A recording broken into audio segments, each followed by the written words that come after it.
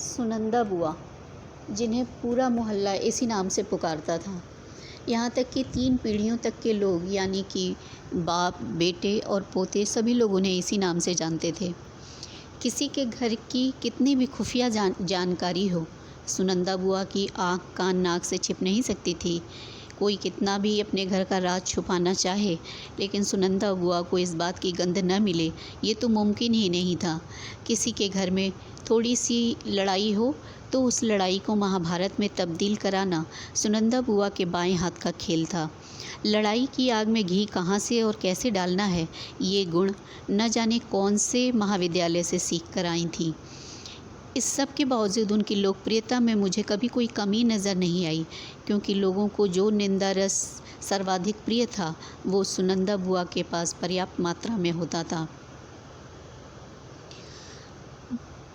घर में रहने वाली इस मोहल्ले की महिलाओं का यह प्रिय शगल था।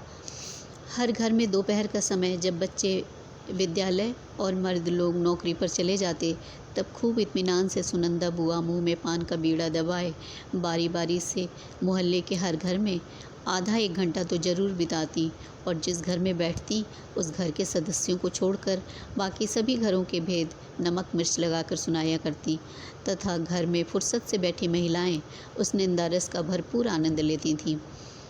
फिर यही कार्यक्रम अगले घर में दोहराया जाता। लोग उनके दिलचस्प किस्से सुनने के लिए चाय नाश्ते में कभी कमी नहीं होने देते थे। सुनंदा बुआ मनी मन खुश होती, लेकिन ऊपर से यही जताती कि उनका तो बिल्कुल भी मन नहीं है चाय नाश्ते का, लेकिन मेज़बान के प्रेम और आदर से परोसे गए जलपान की अनदेखी भी तो नहीं कर सकते। सुनंदा बुआ का स्वभाव सभी लोग भली भांति जानते थे कि लोगों को एक दूसरे के खिलाफ भड़काना उनका प्रिय शगल है। फिर भी कभी किसी ने उन्हें इस आदत के लिए नहीं टोका, बल्कि निंदा रस का आनंद लेते रहे। एक दिन मैंने सोचा कि पूरे मोहल्ले में हर घर में कमियां गिनाने वाली सुनंदा बुआ के घर जाकर देखूं कि इनके परिवार में ऐसे कौन से गुण हैं जो ये अपने घर का बखान करती नहीं अघाती और बाकी पूरे मोहल्ले के लोगों के बारे में उल-जलूल बातें करती रहती हैं। और मैं सुनंदा बुआ के अभियान पर निकलने के पहले उनके घर के दरवाजे पर पहुंचकर दस्तक देने ही वाली थी।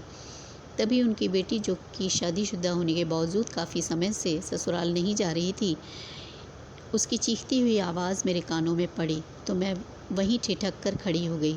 सुनंदा बुआ की बेटी सुप्रिया ज़ोर ज़ोर से बोले जा रही थी कि मैं मर मर कर कमाती हूँ और तू अपने पान के शौक़ में उन्हें उड़ाती रहती है। दिन भर घर घर घूमने से फुर्सत मिले तब तो अपने घर पर ध्यान देगी। तेरे ऐसे लक्षणों ने मेरा घर भी तोड़ दिया। तेरे जैसी माँ दुश्मन को भी ना मिले। ऐसा कहकर उसने बाहर जाने के लिए झटके से दरवाज़ा खोला तो मुझे सामने देखकर सकपका गई।